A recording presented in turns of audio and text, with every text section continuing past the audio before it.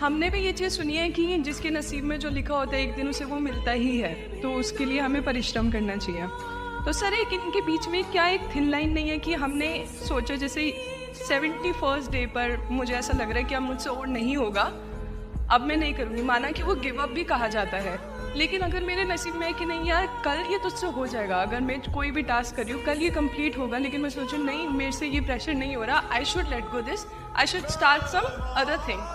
तो क्या ये मुझे लेट गो करना कभी रिग्रेट नहीं कर सकते क्या लाइफ में, यार एक दिन और ट्राई कर लेते तो शायद मिल ही जाता। देखिए, जो नसीब का मामला है मेरे ख्याल से आपकी उम्र में नसीब को नहीं मानना चाहिए। दुनिया में किसी को नहीं पता कि नसीब है या नहीं, और है तो कितना है।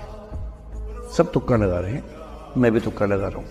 ठीक, जो हार जाता है ना उसको तसल्ली देना बहुत जरूरी है, वरना वो जी नहीं पाएगा।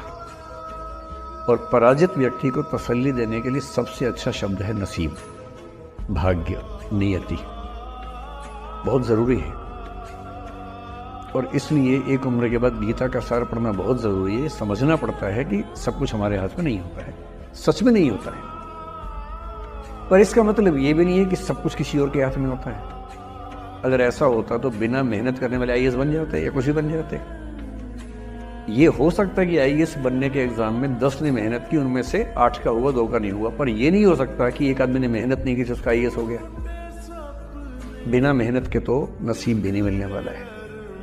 इसलिए ये मान लीजिए कि कुछ ना कुछ चीजें हमारे कंट्रोल में नहीं है, लेकिन जितना कंट्रोल में है उस पर पूरी ताकत लगाएंगे, पूरा डिसिप्लिन रखेंगे, तो हम अपनी किस्मत सबसे अच्छी लिख पाएंगे।